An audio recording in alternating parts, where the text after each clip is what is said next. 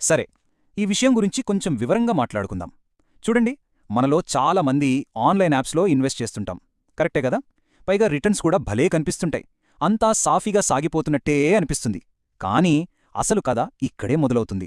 అయితే మనల్ని అడగాల్సిన అసలైన ప్రశ్న ఏంటంటే, ఒక యాప్ కేవలం మంచి రిటర్న్స్ చూపించడం మాత్రమే చేస్తుందా, లేక మన భవిష్యత్తుకు నిజమైన రక్షణ ఇస్తుందా? ఎందుకంటే చూడండి, డబ్బు సంపాదించడం ఒకెత్తు, దాన్ని కాపాడుకోవడం, నిలబెట్టుకోవడం ఇంకో ఎత్తు. ఇప్పుడు ఈ రెండింటి మధ్య తేడా చూద్దాం. ఆన్లైన్ యాప్స్, వాటి గురించి చెప్పాలంటే చాలా బావుంటాయి. స్పీడ్, తక్కువ ఖర్చు, భలే కన్వీనియంట్గా ఉంటాయి, కాదనలేం. కానీ అదే ఒక ఫైనాన్షియల్ అడ్వైజర్ దగ్గరకొస్తే వాళ్ళు ఇచ్చేది కేవలం ట్రాన్సాక్షన్స్ కాదు, వాళ్ళొక స్ట్రాటజీ ఇస్తారు, గైడెన్స్ ఇస్తారు, అన్నింటికన్నా ముఖ్యంగా ప్రొటెక్షన్. అందుకే ఇదే అసలు పాయింట్. టెక్నాలజీ ఎంత అద్భుతంగా ఉన్నా చివరికి మనం మనుషులం, ఎమోషన్స్ ఉంటాయి, జీవితంలో అనుకోనివి జరుగుతాయి. ఒక్కసారి మార్కెట్ క్రాష్ అయిందనుకోండి, ఆ భయంలో తీసుకునే ఒకే ఒక్క తప్పుడు నిర్ణయం మన ఫినాన్షియల్ జర్నీని కొన్ని సంవత్సరాలు వెనక్కి లాగేస్తుంది. సరే, మరి ఈ డిజిటల్ ఓన్లీ ప్లాన్లో ఉండే ఆ లోపాలేంటి? మన కంటికి కనిపించకుండా మనల్ని దెబ్బతీసే ఆ 5 క్రాక్స్ ఏంటో ఇప్పుడు చూద్దాం. మొదటిది ప్లానింగ్ గ్యాప్.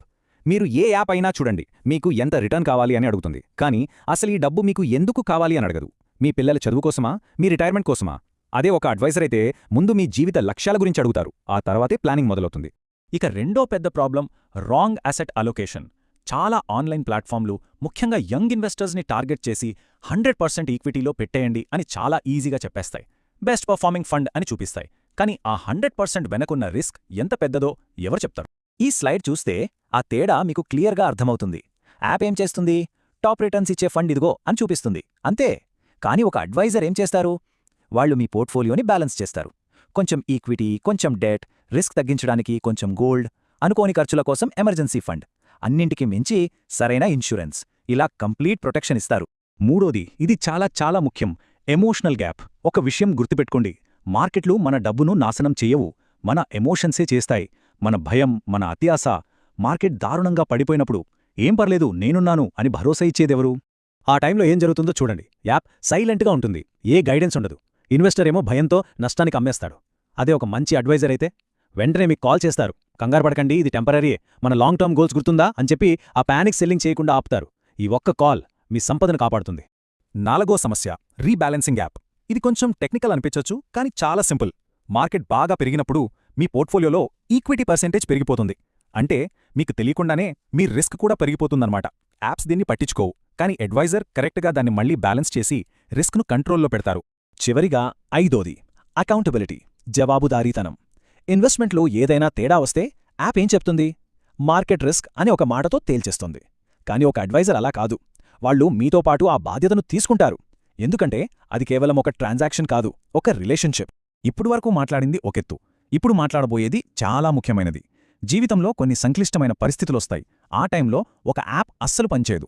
అప్పుడే అసలు తేడా ఏంటో తెలుస్తుంది. ఒక్కసారి ఊహించుకోండి, కేవలం యాప్స్లోనే ఇన్వెస్ట్ చేసే వ్యక్తికి అనుకోకుండా ఏదైనా జరిగితే వాళ్ళ ఫ్యామిలీ పరిస్థితేంటి? ఆ లాగిన్ డీటెయిల్స్ ఎక్కడున్నాయో తెలీదు, ఏ ఫండ్స్లో పెట్టారో తెలీదు, క్లెయిమ్స్ ఎలా చేసుకోవాలో తెలీదు. ఆ బాధలో ఉన్నవాళ్లు ఇవన్నీ తెలుసుకుంటూ ఆఫీసులో చుట్టూ తిరగాలి. అది ఎంత నరకం! అదే ఒక అడ్వైజర్ ఉంటే ఆయన ఆ కుటుంబానికి ఒక ధైర్యంలా నిలబడతారు. అన్ని పేపర్లు ఒకచోట పెట్టి క్లెయిమ్ ప్రాసెస్లో అన్ని తానే చూసుకుని ఆ కుటుంబానికి అండగా నిలబడతారు. డబ్బును ఎలా మేనేజ్ చేయాలో చెప్పి వాళ్ల భవిష్యత్తుకు భరోసా ఇస్తారు. ఇది వెలకట్టలేనిది. అంటే ఒక అడ్వైజర్ పని కేవలం పోర్ట్ఫోలియో మేనేజ్ చేయడంతోనే ఆగిపోదు, దానికి మించి చాలా ఉంటుంది. ఉదాహరణకే విల్ రాయడంలో సహాయం చేయడం, వారసత్వ ప్లానింగ్, ట్యాక్సులు ఎలా సేవ్ చేయాలో చెప్పడం, హెల్త్ ఇన్సూరెన్స్ క్లెయిమ్ అయినప్పుడు సపోర్ట్ ఇవ్వడం, పెళ్లి, జాబ్ లాస్ లాంటి పెద్ద మార్పులొచ్చినప్పుడు ఫైనాన్షియల్ ప్లాన్ను దానికి తగ్గట్టు మార్చడం. ఇవన్నీ యాప్స్ చేయగలవా? ఈ తేడాను ఇంకా సింపుల్గా అర్థం చేసుకోవడానికి ఒక చిన్న ఎగ్జాంపుల్ చూద్దాం. ఇద్దరు ఫ్రెండ్స్, ఇద్దరూ ఒకే టైంలో ఒకే మార్కెట్లో ఇన్వెస్ట్ చేశారనుకుందాం. ఇక్కడ చూడండి, బార్ 1లో ఇన్వెస్టర్ ఏ. ఇతను యాప్లో పెట్టాడు. మార్కెట్ పడ్డప్పుడల్లా టెన్షన్, స్ట్రెస్, గ్రోత్ ఏమో అస్థిరంగా ఉంది. ఇక బార్ 2లో ఇన్వెస్టర్ బి. ఇతనికొక అడ్వైజర్ ఉన్నారు. మార్కెట్ పడినా ప్రశాంతంగా ఉన్నాడు, గ్రోత్ ఏమో స్టడీగా ఉంది. ఎందుకంటే తనకి ధైర్యం చెప్పే ఒక వ్యక్తి ఉన్నాడు. అందుకే అంటారు, జర్నీ కూడా డెస్టినేషన్ అంతే ముఖ్యం. మనం ముగింపుకు వచ్చేస్తున్నాం. ఈ ఒక్క మాట గుర్తుపెట్టుకోండి, రిటర్న్స్ కంటే కూడా రిస్క్ మేనేజ్మెంట్ చాలా ముఖ్యం. ఎందుకంటే మన అసలు గోలేంటి? ఎక్కువ ప్రాఫిట్స్ తీయడమా? కాదు, ఫైనాన్షియల్ ఫ్రీడమ్, ఆర్థిక స్వేచ్ఛని పొందడం. ఆ ఫ్రీడంలో డబ్బుతో పాటు మనశ్శాంతి కూడా ఉంటుంది.